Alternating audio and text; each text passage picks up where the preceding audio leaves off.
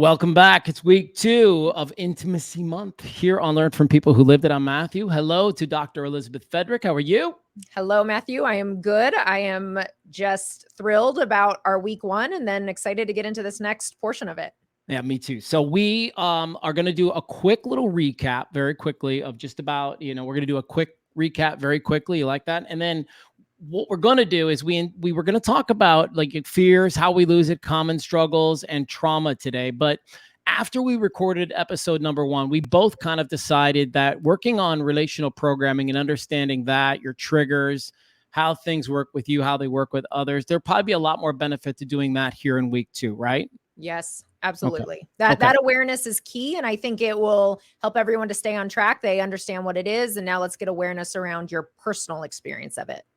Yeah, well, it's kind of like what you said in week 1, where it's like you have to get to what's under the iceberg, and the relational programming is that. So before we jump into it, and by the way, you're going to love how she lays this out. You are about to let me be so clear to you right now. You're about to understand yourself on a whole new level after this conversation today. And I mean that. And it's going to be amazing.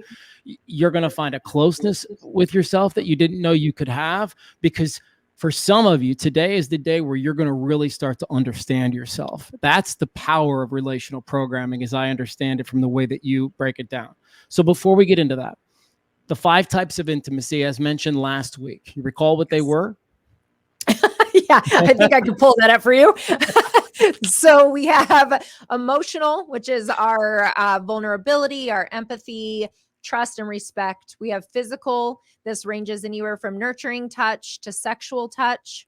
We have intellectual, deep conversations, mental stimulation. It can be curiosity, creativity. Experiential, this is new adventures, experiences, whether it's routines or something novel. And then we have spiritual, and that is our meditation, praying, worshiping higher power, really the connection of our inner worlds. So those are the 5 main types, as I call them, the 5 main types. Yeah, wonderful.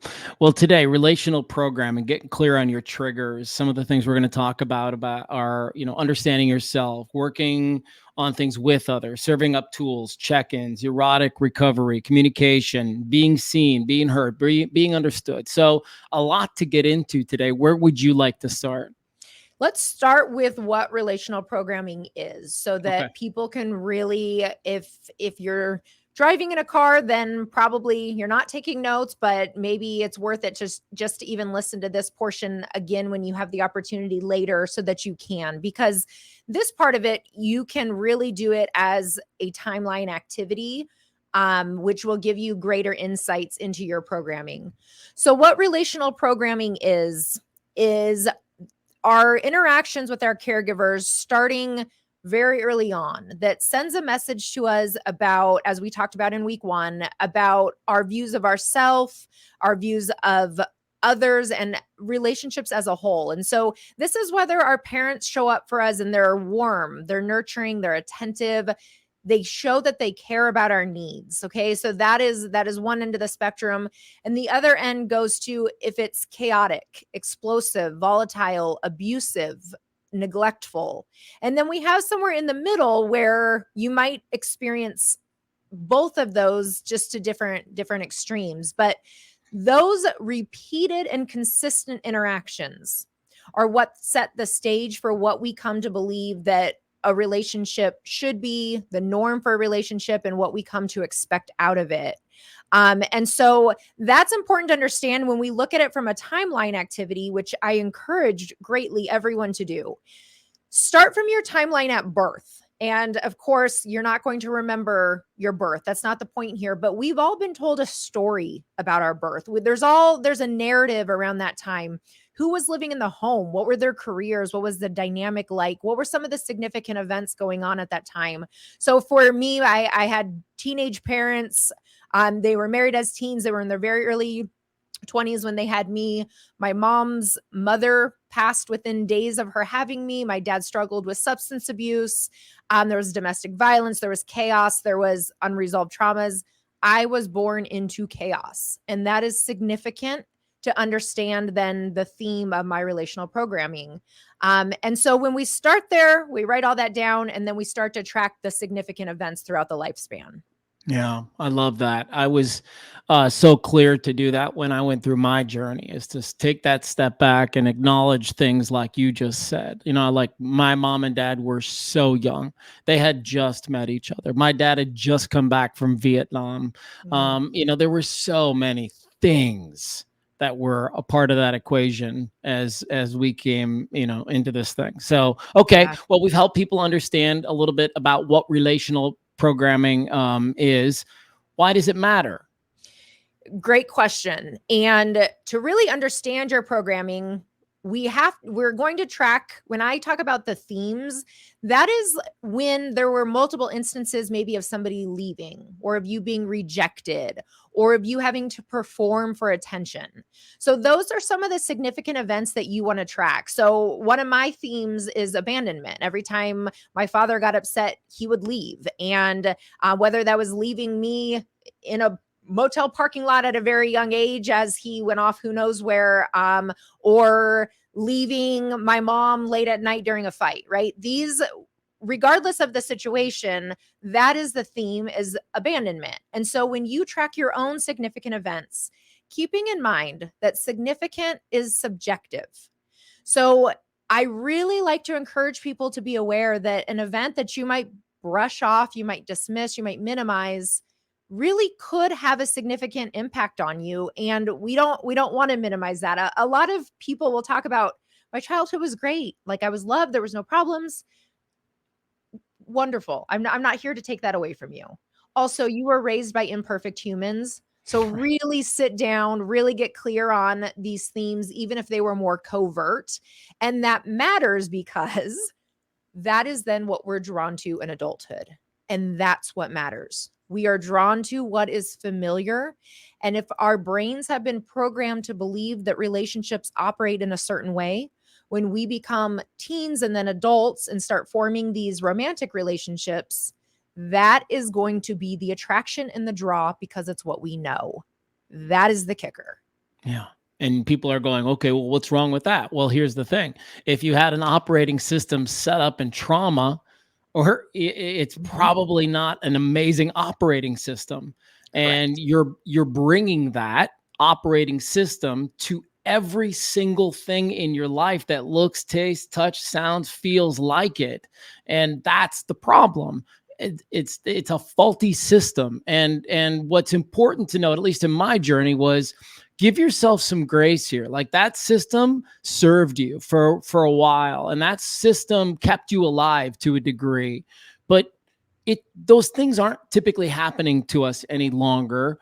And so it's time to break free of the operating systems that were attached to them. At least that's how I felt about it. And that's how I had it explained to me in my journey. But if you want to expand on that, please be my guest. And absolutely, let's expand on that, because this comes into our intimacy. So the characteristics, the traits, the behaviors that we develop in childhood to survive our environments. And again, if you're listening and you're thinking, my childhood really wasn't that bad, this is not applicable.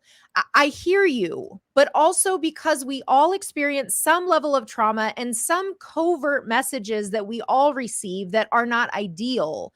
There are still going to be some messages you carry with you into adulthood. And so we have to understand that whether it was on one end of the spectrum or the other, or somewhere in the middle, we did learn how to survive our environments. Humans are designed for adaptation. We have to learn how to survive.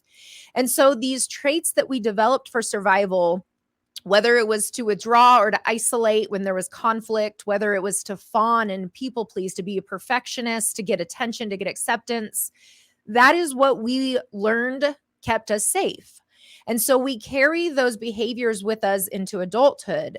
And what was once adaptive becomes maladaptive in our romantic relationships. And so while it was once effective to withdraw, to isolate, that is now preventing you from really having the intimacy that we all desire. Even if we realize it or not, we do desire that connection. And so those traits that once kept us safe are now actually preventing us from getting the very thing that we desire.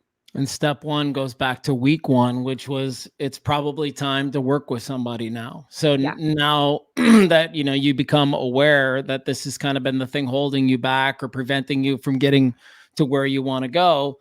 Well, there's a million people out there and a million different modalities that can help people work out of these inner child wounds, as I like to call them, and help you step into a system that'll be better for you in your adult life that you want. And that's the thing, right? Like, you'll talk to some people, and you and I both probably know folks like this, but like, come on, you want more intimacy in your life. And they'll be like, no, I'm good. I got enough intimacy. Things are good. My intimacy bucket's full. But I don't know. I sort of call bullshit on those guys. And I'm thinking, really? You don't want to be a little closer? Like, a little? I don't know. What do you think? I think that ties into the fears of intimacy and the intimacy self-sabotaging. And I have a client I was working with recently, and he was talking about that he can't even allow himself to have a need, because heaven forbid he ever had a need. And by not allowing himself to have a need, because this was programmed into childhood that needs were not okay, they were not going to be met, it was not safe to have one, he's now brought that into his romantic relationship. So he would fall into the category that you're describing of like, no, I'm good, I'm fine. But that we all have needs. Humans are literally designed for connection with one another. And part of being connected is having your needs met. And if you can't even acknowledge that you have a need because of your programming, it's easy as an adult to be like, nah, look how adapted I am, how evolved I am. But odds are you really just haven't gone below the surface. And it's also worth noting, at least from my perspective, that this isn't just messing up one area of your life. Like, this relational programming infiltrates everything. How you operate at the office, how you operate with your friends, how you operate with strangers, how you operate with your kids. I mean, it falls into all the areas of your life. Yeah. And it's so true, because it's the lens through which we see the world. So, Mathew, if you have blue lenses on and I have pink lenses on, we might be looking at the same tree, but we're looking at it completely differently because of the lens through which we're viewing. And so that is important to note, that, perspective is reality.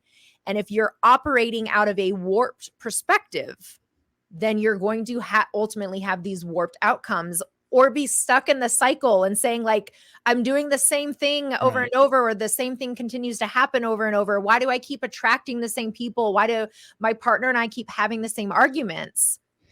It's the lens through which you're seeing the world.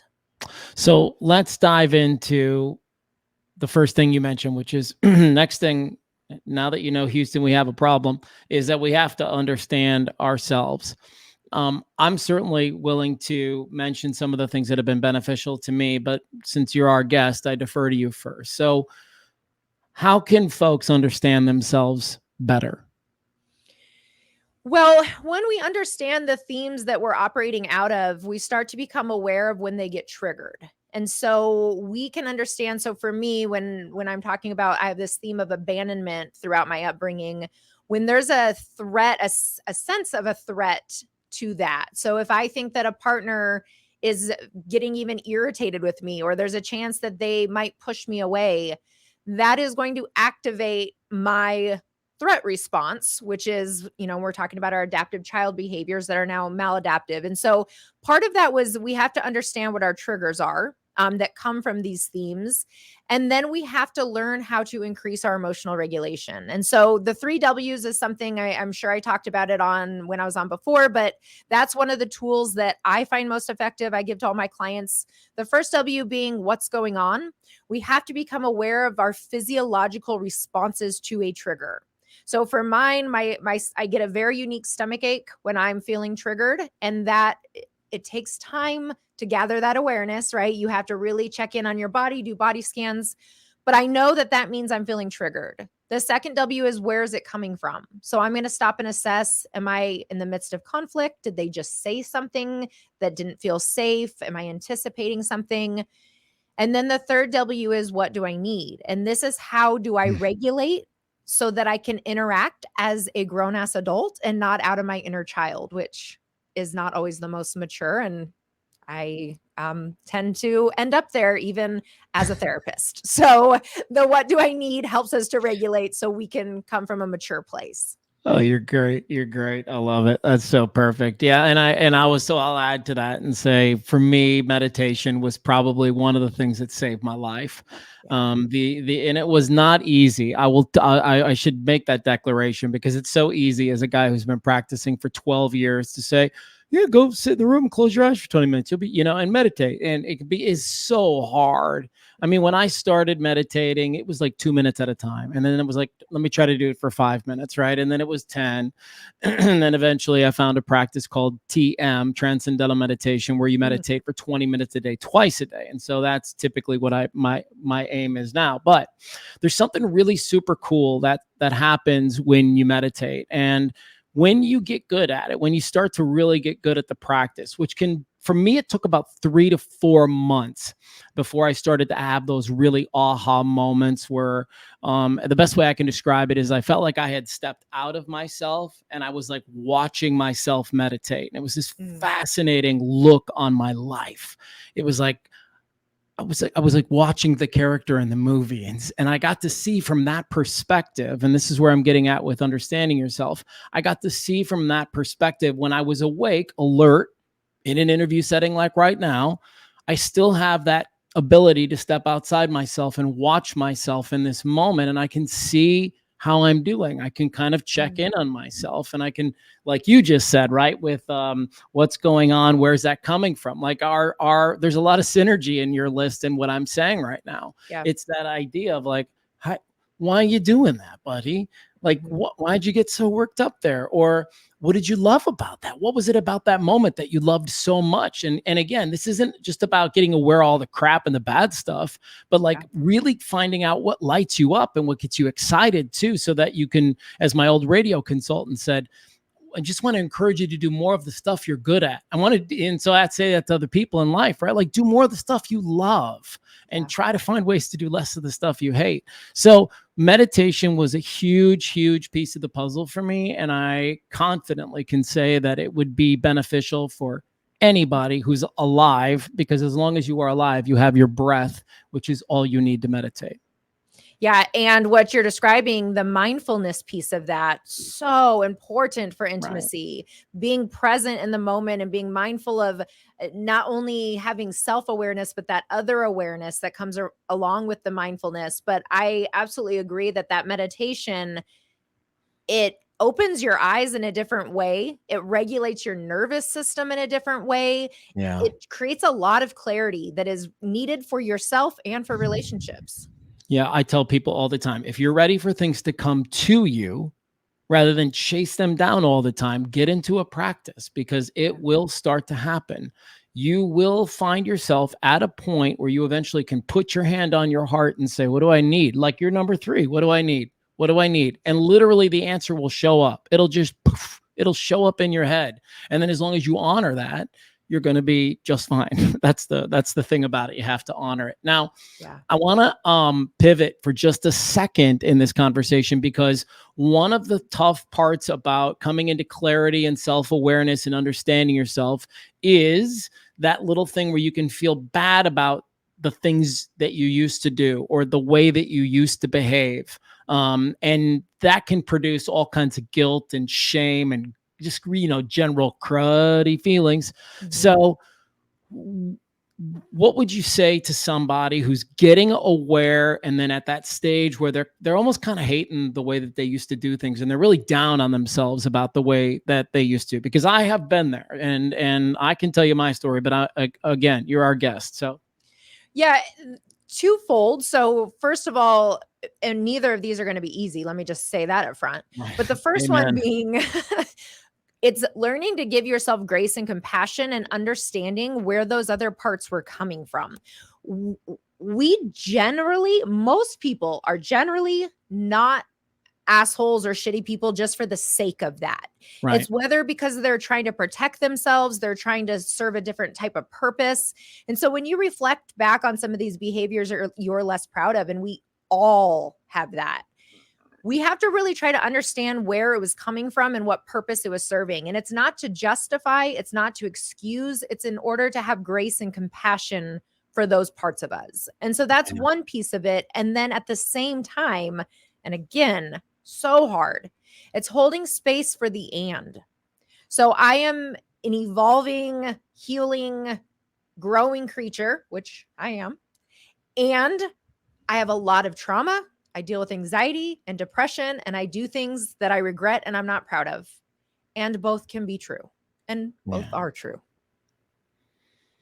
Love that. Well, that's exactly what I would say too. So let's just move right on to the next part of this. I stole your thunder. I'm so sorry. It's exactly what I would tell people. It's just that there's absolutely no value in sitting in the crud and thinking about the way that you used to do things. It's simply the tools so that you do it differently next time. You know, my son, 16 years old, God bless him, but got into his first car accident today, right? This morning at a little fender bender.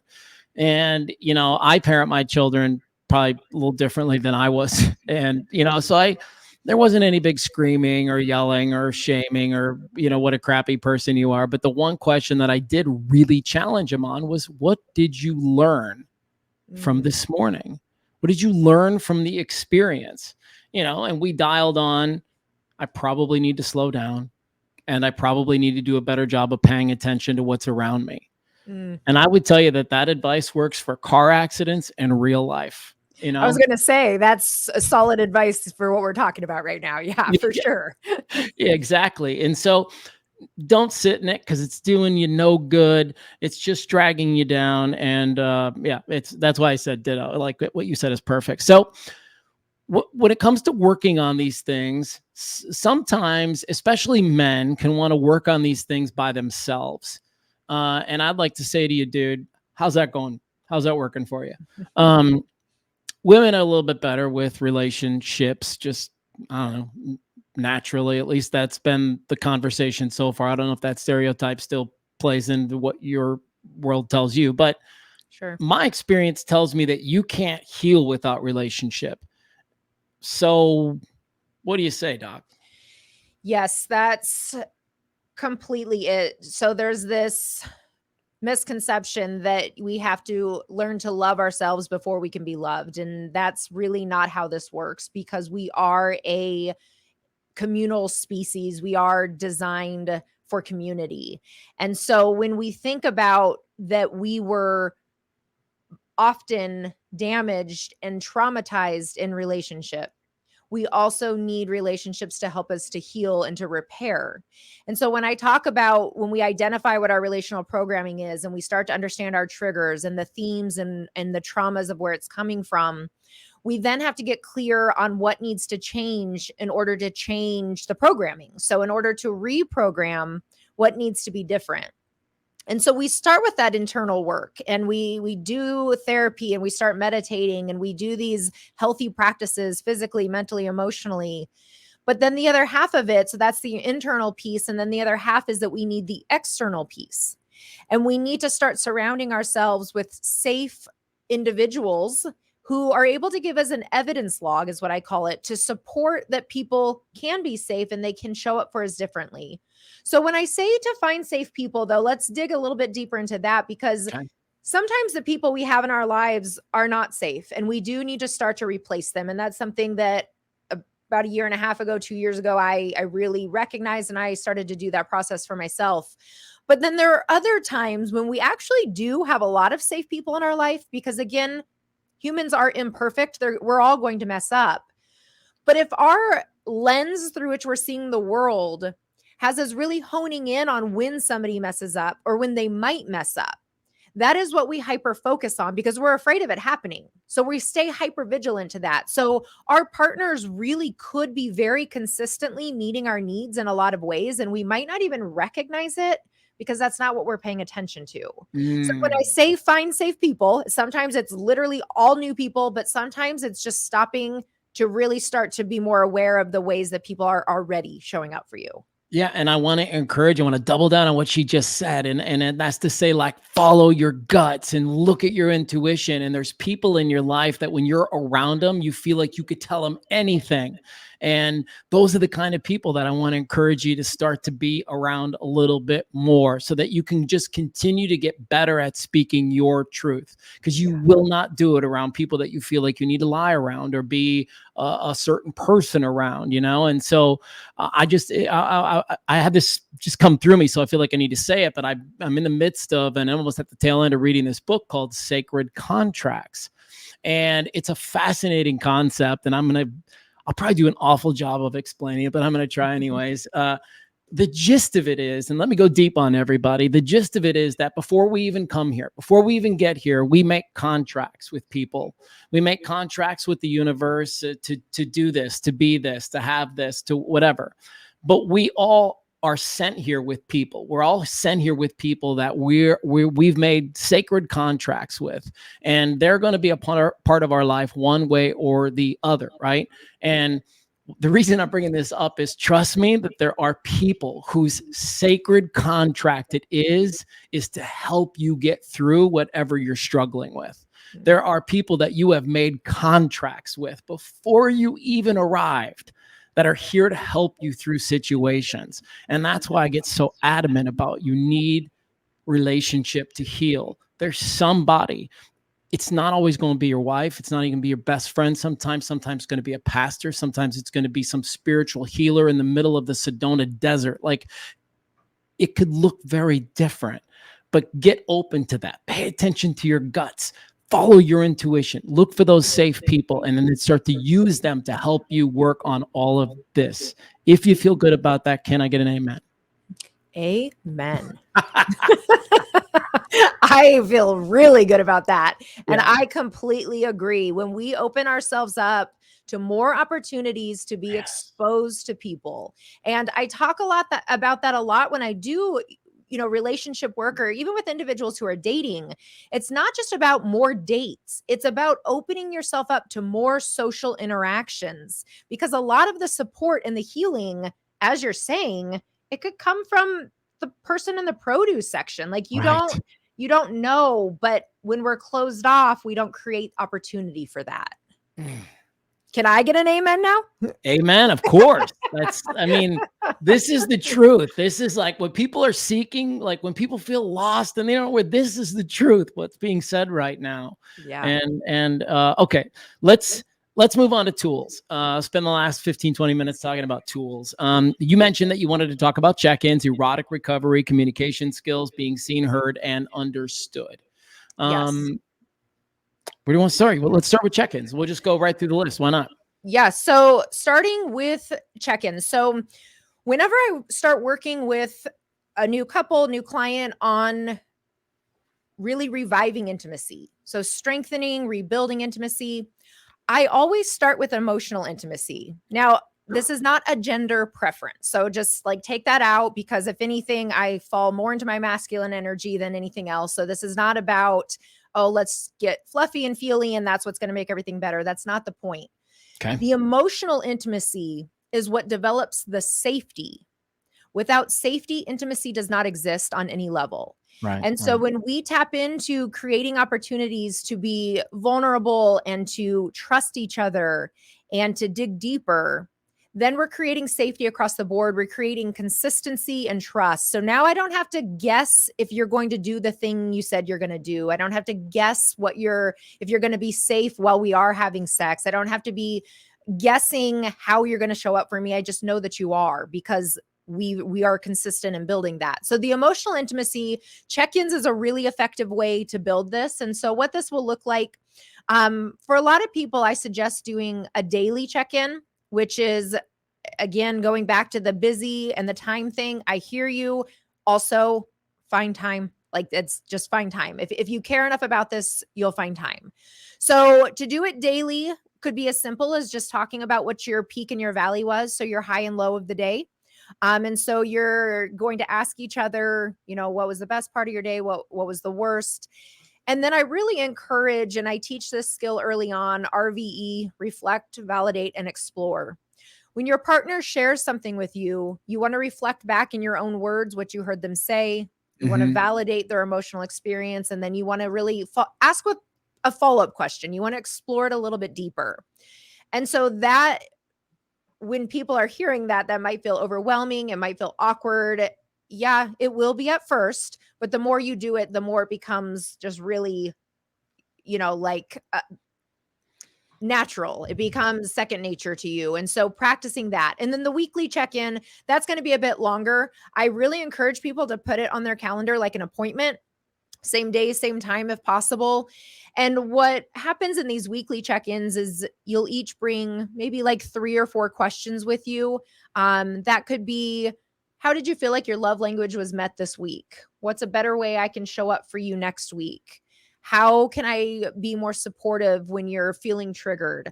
You're each going to come with a handful of your own questions and then go back and forth on asking those. And again, the purpose is you're practicing your communication skills, which is important, even though it's not the end all be all. You are creating space for vulnerability.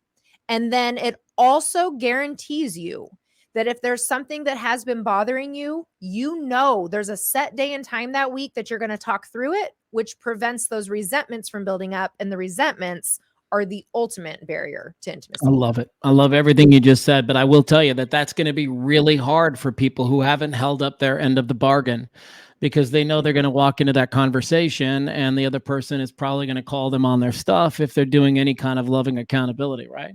Yeah. So what could be calling them on their stuff though, in a way that could be safe? I mean, how could we do that differently than maybe we normally would? Oh, that's great. Okay, let's kick this around. I'm going to have a good answer for this. So how could, say your question again. So how can we hold our partner accountable? How can we call them out in a way that is still safe and loving? Yes. So it's really my approach to hard conversations, which is to be honest first and say what needs to be said, which is, we have been talking about doing this and I don't feel like you did your part. And I know that we're still working on this. And so I'm not upset, but I'm letting you know that I noticed and I want us to work harder. What can I do to be beneficial? How could I close those gaps for you? Are there times where I could ask you questions or leave you alone or smother you, or I don't know, it's just about kind of finding out. So for me, I guess the approach would be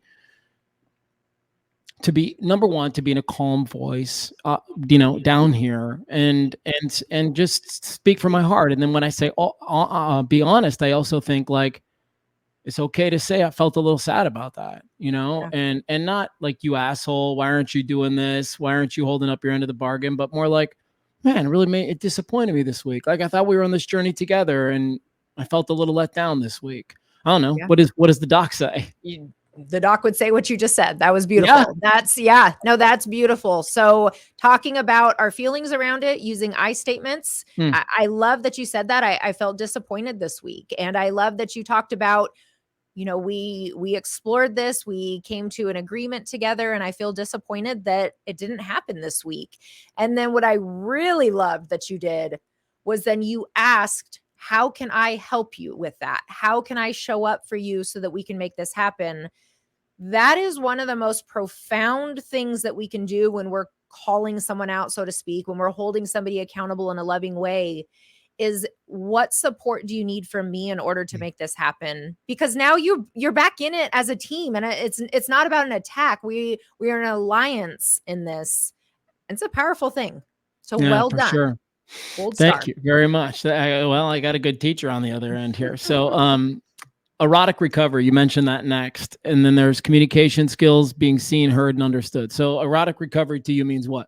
Yeah. So erotic recovery, this is after we've established the emotional intimacy. And I see that couples are doing regular check-ins. They're communicating well. They're holding space for each other. They're practicing the 3 W's, which I have my couples do so that they can really practice the emotional regulation. We're going to start bringing back some of that physical intimacy.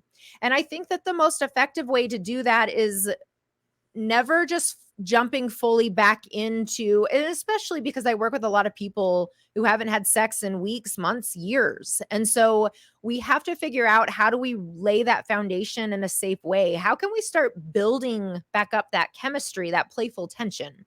And so for a lot of people, that's doing things such as one of the trainings that I did on sex therapy, and I love this approach, is you're setting up one night where one of the partners is giving the other partner a massage. So they set up the whole vibe of it, candles, oils, they set it all up, and there's no hanky panky after that. There's no penetration. For whatever type of sexual acts that you do, that doesn't happen. It's a massage and that's the end of it. And then maybe the next week or a few days later, now the other partner that you're going to swap and the same thing is going to happen. And what I love about not doing it on the same day is that often intimacy becomes really transactional. Okay, I did that for you. Now you do it for me. You did this for me, right? Right. And when we can look at it as intimacy really being about being just as happy to be the giver as we are being the receiver, that we just really want to please our partner, and that helps us to feel pleasure as well. That is a really good foundation of doing that. And then often you can do it again, but maybe you do take it a step further. And this can also look like, even whether it's massages, whether it's foot rubs, neck rubs, it can be different depending on where you're at in your journey. But often that the back massage is really leading into the sensuality. So that's a great place to start. Yeah, I think that's a pretty chilled out way to go about it. There are people, myself included at times, who have a hard time receiving and just really do better in a giving space. And so what's advice to bring those walls down just a little bit lower so somebody can get over them? Well, where I would even start is by asking, why do you think that is, that you're so much more comfortable as the giver versus the receiver? Where do you think that comes from?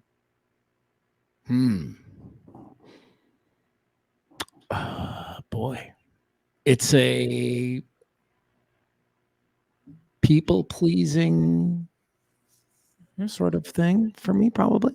Yep. So that comes from your programming. That comes from your adaptive child. You learned that by giving more than receiving, that's how you were accepted. That's how you stayed safe. That's how people didn't get mad at you. People liked you because of that. And you're a very likable human. You developed a lot of those traits in order to be so, to get that acceptance. And so that's where as the therapist, that's where I start with somebody, is where do we think that's coming from? And you were able, to identify from my programming. So what purpose did that serve then? So I kind of just gave it to you, but what purpose so you said the people pleasing, how would you say that has served you throughout your lifespan? Well, the most notable thing that comes to mind is my career for 27 years. I say it was my job to be liked. Yeah, absolutely. Yeah, I mean, so from that's probably the biggest, most glaring example of how that benefited me, and not just me, but my family. Yeah. And then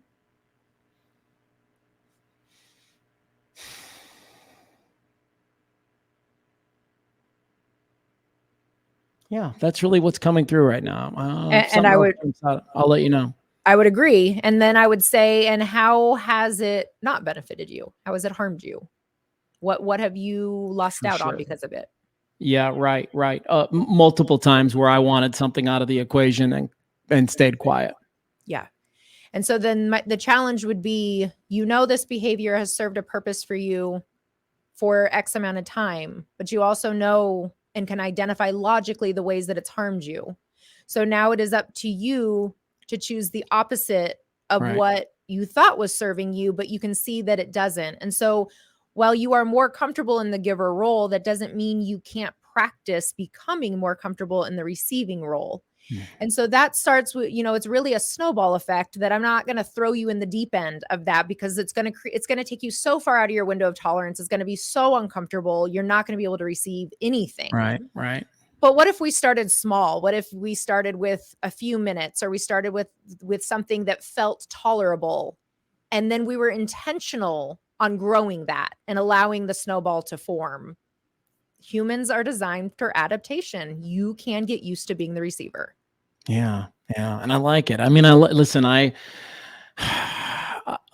it's funny because so much of life is work and so much of work is life. And, one of the lessons that I learned as a high performer in my industry for a number of years, where there are days where you have to manufacture it.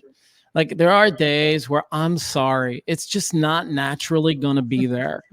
But you need to figure out and build a set of tools so that when that shows up, you're ready for it. Because guess what? Nobody gives a shit that you don't feel great that day. They want what they want. Yeah. And that's okay, right? That's okay. I mean, manufacture the excitement. It can feel unnatural for a little while. I think that's okay. I've probably said that to my wife so many times in our relationship. I was like, okay, we need to start doing this, and it's probably going to feel a little unnatural at first, but it's going to be better once we get through it. And sure enough, I don't know, can't think of a time where it hasn't worked out for the better. And isn't that true because I can, completely relate to that. Sometimes we do have to fake it till we make it. And 100%. Often when we allow ourselves to do the opposite of what we're really wanting to do, it does start to click and it becomes natural, we just get into it. And so I agree that we can adapt to anything, whether it's the good or the bad, we can adapt. It's what you're choosing to adapt to. Sure. You're no different than I was, right? Like people are coming to talk to you and it's like, if Liz is off, man, they're pissed. They need you on. Like, let's go. Yeah. I don't have that option to That's just, right. sit behind my computer or, which obviously everyone has their own stuff that they're having to show up for, but I do have to show up emotionally no matter what state I'm in. So that's hard. That's hard. All right. Communication skills, being seen, heard, and understood is how we're going to wrap up. And then just keep in mind, next week, we're going to get together for week number 3. We're going to talk about how to lose it. We should probably also talk about how to get it back, some common struggles that people deal with, the fear of intimacy. And then we're going to hit that really difficult piece about like, what if you experience trauma along the way that's just hardwired you in a way where it's almost impossible to get over that hurdle. We'll kind of, we'll dive into that a little bit and see what Dr. Elizabeth Fedrick has to say about it.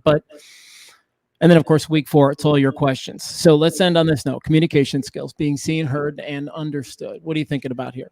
And we did touch on this. So this is the reflect, validate, and explore. And so what I would suggest people do on my Instagram page, I have a post that has this exactly lined out with the term, the reflect, validate, and explore, and exactly what each of those mean. I encourage my clients to screenshot that, to save it in their phone. And then when they go to have their check-ins, as corny as it is, you're going to pull it out and you're going to go through each of those steps. And I love watching my couples when they're reading through it and we role play it and we practice it. And then, a few weeks in, they're just cruising through it like it's just second nature, like they've been doing it all their lives.